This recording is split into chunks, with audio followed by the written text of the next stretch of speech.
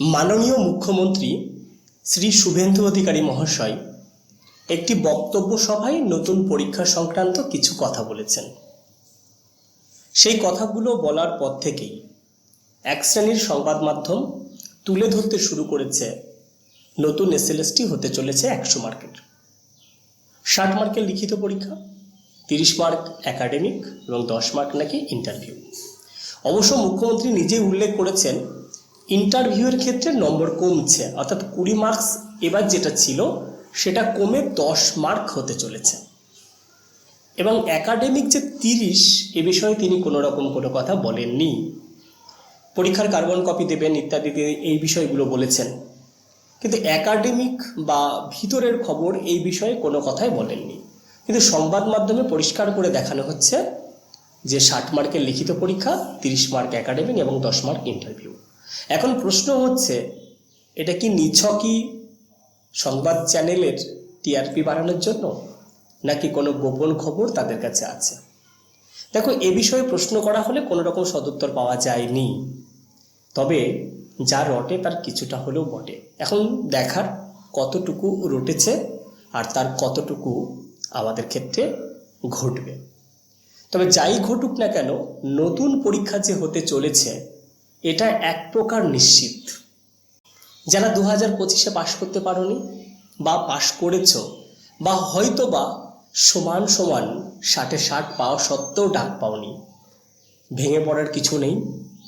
আবারও 5 বছর সময় তোমরা হাতে বেশি পেয়েছ। নতুন উদ্যমে নতুনভাবে শুরু করো। আমি জানি বারবার শুরু করা যায় না, কিন্তু এছাড়া তো আমাদের কোনো উপায় নেই। এখন আগের প্রাক্তন সরকার যে সিদ্ধান্ত নিয়ে গেছে, নতুন সরকার সেটা যদি না মানে আমাদের কিন্তু কিছু করার থাকে না, একমাত্র কোর্ট ছাড়া। সেটাও অনেক দীর্ঘমেয়াদী প্রক্রিয়া, তোমরা জানো।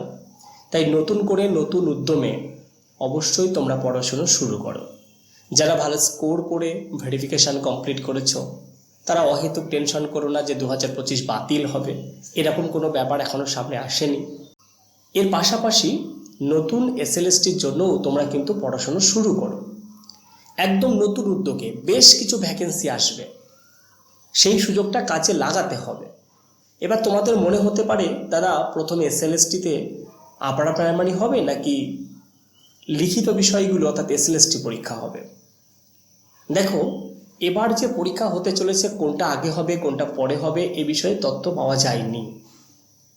যেহেতু 25-এর পরীক্ষার নিয়োগ প্রক্রিয়া এখনও শেষ হয়নি, তাই তোমাদের মনে একটা ধারণা এসেছে বা বেশ কিছু জায়গায় এটা শোনা যাচ্ছে যে আপার প্রাইমারি আগে হবে। দেখো, আপার প্রাইমারি আগে হবে নাকি এসএলএসটি আগে হবে এই বিষয়ে মাথা খারাপ করে কোনো কাজ নেই। তোমরা দুটোকেই ভালো করে পড়ো, দুটো পরীক্ষাই তোমরা দেবে। এখন অনেক সময় রয়েছে হাতে। জুন মাসের প্রথম দিকে হয়তো বিষয়গুলো আরও পরিষ্কার হয়ে যাবে। ততদিন অনেক দিন আজ থেকেই তোমরা সাহিত্যের ইতিহাস এবং ব্যাকরণ থেকে পড়া শুরু করো। যদি পরীক্ষা হতে একটু দেরি হয় তাহলে টেক্সট বদলে গেলেও যেতে পারে। এবার টেক্সট যদি বদলায় এখন থেকে পড়ে সেটা কোনো লাভবান তোমরা হবে না। তাই টেক্সটটাকে বাদ দিয়ে আপাতত সাহিত্যের ইতিহাস এবং গ্রামার অংশটা জলের মতো মাথার মধ্যে পরিষ্কার করে জমা রাখো, যাতে একটা স্বচ্ছ ধারণা থাকে তোমার মধ্যে এবং তুমি নিঃসন্দেহে 4টে বিকল্পের মধ্যে সঠিক বিকল্পটাকে বেছে নিতে পারো। যাই হোক, আমি তোমাদের পাশে ছিলাম, আছি এবং থাকবো। উপরন্তু তোমাদের জন্য খুব শীঘ্রই নতুন কিছু নিয়ে আসতে চলেছি। তবে সেটা কি এখনই তোমাদের সামনে প্রকাশ করছি না, কিছুদিন বাদেই তোমরা অবশ্য জানতে পারবে। যাই হোক, এতদিন তোমরা এই চ্যানেলের সাথে আছো, এই পরিবারের সাথে আছো, আশা করছি আগামীতেও থাকবে। ভালো থেকো, সুস্থ থেকো।